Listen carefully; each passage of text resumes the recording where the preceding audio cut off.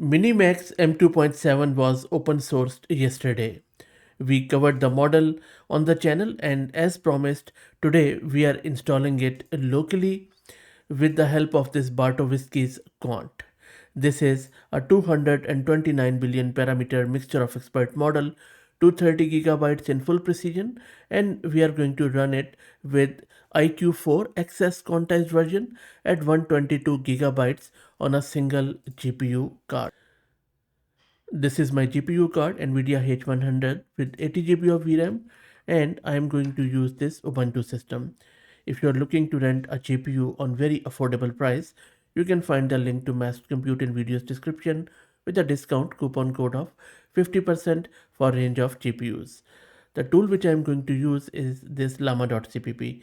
I will be installing it again now, but if you want an in-depth video, just go to my channel and search with llama.cpp.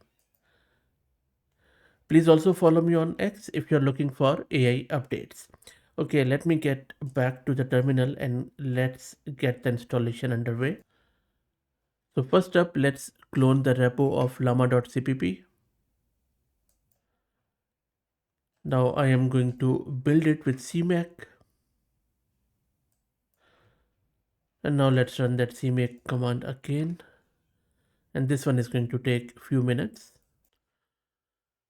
Now while this gets built, let me show you something interesting so that you could also adjust it as per your own hardware configuration. So the model is 229 billion parameters. I am going to use IQ4 XS quantized version, which I just showed you earlier. The size of that quantized version is 122 gigabytes. Our H100, I'll show you again. This has 80 GB of VRAM. So the entire model does not fit onto the GPU alone. What llama.cpp is going to do is going to split the work. I will show you shortly. We are going to offload as many transformer layers as possible to the H100, and the rest runs in system RAM, which is this. We have around 125 gigabytes of RAM on this machine, so combined we have enough headroom to load the full model. The layers sitting on the H100 run at full GPU speed. The layers in RAM run on CPU. The more layers we push to GPU, the faster the inference. We control this with a single flag, which is n GPU layers. We are going to start with 60 layers on the GPU, and we will fine tune it from there based on what NVIDIA SMI shows us during the loading. So that is the whole game here. So primarily, this model is running on both CPU plus GPU. And meanwhile, llama.cpp is almost done. And llama.cpp is now installed. You can also check out the version. I'm just going to give this version command and list devices. So you can see that it is now able to find my CUDA device, which is one GPU. Next, we need to download the model. First, let's install that Hugging Face CLI. And now we can log into Hugging Face. You would need your free read token from your profile from huggingface.co. So I'm just going to run this command and let me give my read token. And there you go, I'm logged in. And I'm going to download this Bartowiski's quant. It is being downloaded and you can see that it's a huge file. So you just have to be patient and make sure that you have around 110, 115 gig of disk space on your system. And meanwhile, if you think that this video is helping you out, please like the video and subscribe and consider becoming a member, as that helps a lot. And the model is now downloaded. Let's serve it. So this is the command which we are going to use to serve this model locally. We are primarily calling llama CLI, pointing it at the first shard of the model. Llama.cpp automatically picks up the remaining shards from the same folder. Context size is around 16K, which gives us 16,000 tokens of context window. We are not using the full 196K because that would eat RAM for nothing during a basic test. And GPU layer 60 pushes 60 transformer layers onto our H100. Everything above that stays in RAM. Threads 20 matches our CPU core count, which I showed you earlier. You can adjust it as per your own CPU. And the last three, temperature, top P, top K, are straight from MiniMax's own recommended inference setting.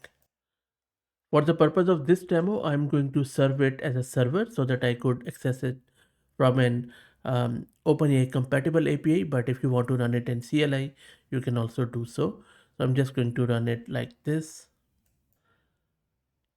And you can see that the model is now being loaded onto the GPU plus CPU. And there you go. The model is now being served at localhost at port 8001. Let's do a quick inference test. Now I'm just going to open the web UI of llama.cpp here. There you go. Our Bartowiski's model in context format, the MiniMax M2.7 is running. Let's quickly uh, ask something like, hello, smile. You are on camera for the channel. So I'll just let it run to show you how many tokens per second and how much time it is taking. Remember that it is being offloaded and split between CPU and GPU. So I will let it run and I will also show you the VRAM consumption as it runs. So you see just under 70 gig of VRAM it is consuming.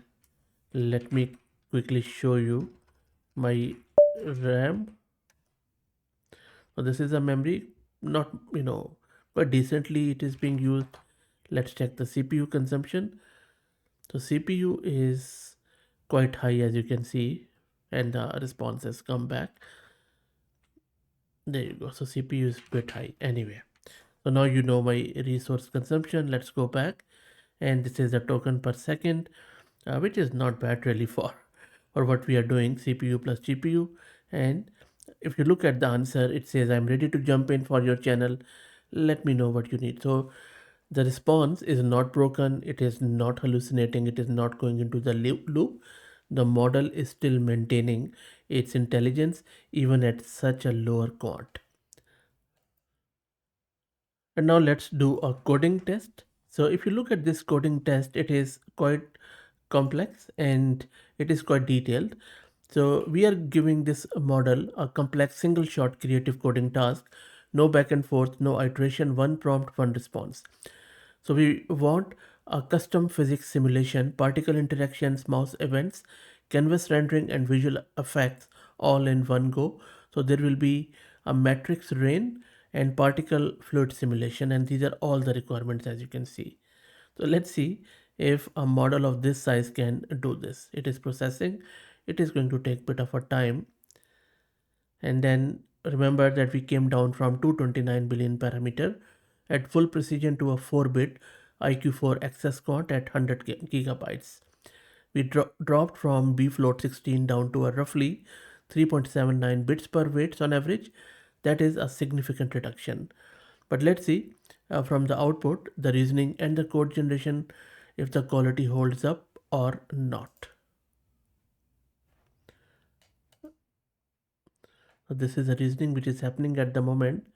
And if you look at the reasoning at the top, it hasn't really skipped a beat. So not only that shows the quality of the model, but also the effort of the developer who has quantized it. Okay, I had to show you this. So you see it is still running just over 16 minutes now since reasoning is being done, and the token per second is just over 7. Now the thing which I wanted to show you is this. So not only it is doing the reasoning, I have read through all of this reasoning trail and it hasn't skipped a bit for a second because it didn't go into the loop, it didn't repeat itself, it is still generating the code. And the code so far looks spot on. So this is a really good stuff. You see, this has all the code it has written. It is going to take long time, by the way. I think at least couple of hours for it to get this generated. So I can't wait for that long, but we can already tell that this is really good. I'll just try to do another chat and do this simple matrix rain in this self-contained HTML. Let's see how long does it take now. I'll just wait for 5 or so minutes to see if it works. But I can tell you straight up that the coding is still at par. Of course, it won't be as high quality as we have seen in these videos on the original one, the full precision one, but still good enough for us to run locally. Another thing which I wanted to touch upon is that sometimes, I get comments on the videos that, these models are not suited for consumer GPUs, which is correct. These models are not really meant for consumer GPUs. These are huge mass scale, massive parameter models which are meant to be served to thousands of users. So that is the use case there. Or you could just install them like this, which we are doing in a quantized format, and then you can just run them locally on some reasoning tasks. But these are not for consumer GPUs. Now again, you don't really have to buy these H100s. I have been saying it for a long time. You just have to rent it for cents. So for example, I have been making this video for the last 3 hours. I think I have spent around few dollars on it so far, because I have to do a lot of prep work and then I use it for other purposes too. You just use that discount coupon I give you, and if you don't want to use this, just go with any other neo cloud and use it.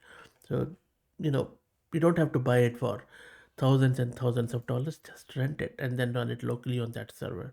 Location doesn't matter. And there you go, it has generated the code. Let me show you the code. The code looks really good. It has followed the instruction, and then it has given me the synopsis of the code, what it has done, like katakana plus Latin characters, some randomly mixed stuff. And this is what it has done under just 5 minutes, which is great. So I have already put the whole code here in VS Code, and this is my code. Let me drag and drop and we will check out together. Wow, there you go. How good is that? So the matrix rain is happening, all the katakana and Latin characters are there, and you see how that white and green, and then there is a trail. There is also this canvas rendering is happening. Beautiful stuff. This is so good. Let's do a very quick multilingual test. So I'm asking you to translate this sentence 1, 2, 3, go in all of these languages. And if your language is in there, please also check out the result and let me know what do you think. Hopefully it doesn't try to reason for long and long. And the model is printing the response, so please check your language and let me know. So numbers are still good, which is fine. And then in the Arabic, it has done that Arabic numerals. This is Bengali, and I will let it run so that you could also check out and give me your opinion. And Swahili is there, Simama. And of course, most of these I can't really won't have a clue, so I would need your help in identifying if the result is correct or not. But it's so you know fantastic and really cool to see all of these languages from across the globe. How beautiful all of them are. And the good thing about this Minimax is that not only it covers all these global languages, but also some of the low resource languages and regional languages, as you can see here. And it is even trying to print out all the fonts, which are quite different.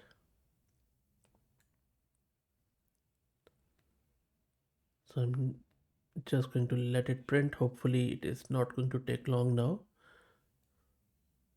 I will pause it a little, let it print all of these, and then we will keep checking from here.